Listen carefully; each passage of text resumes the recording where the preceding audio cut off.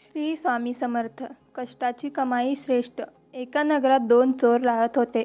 प्रत्येक दिवशी ते चोरी करत आणि 2 हिस्से करून वाटत असत.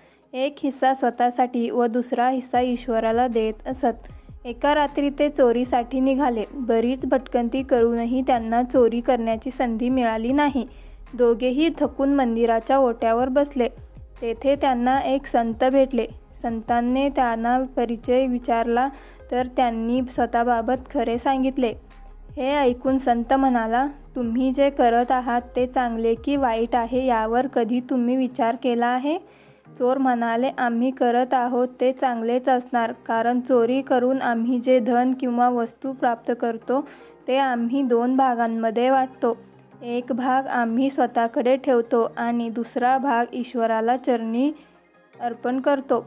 तेव्हा त्या संताने आपल्या झोळीतून एक जिवंत कोंबडा काढला आणि त्यांना देत म्हणाला, आज तुम्ही चोरी करू शकला नाहीत, त्यामुळे निराश वाटत आहात.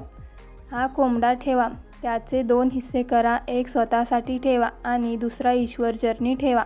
दोघेही चोर आश्चर्यचकित झाले. संतांच्या बोलण्याचा आशय समजून म्हणाले, महाराज, इथून पुढे आम्ही चोरी न करता कष्टाची कमाई करून खाऊ आणि त्यातील एक हिस्सा ईश्वरचरणी ठेवू. दोघेही संतांना नमस्कार करून निघाले. तात्पर्य: पापाची कमाई असंतोष आणि दुःखाचे कारण बनते, तर कष्टाची कमाई मानसिक सुख, शांतता आणि आत्म्याला सुख देते.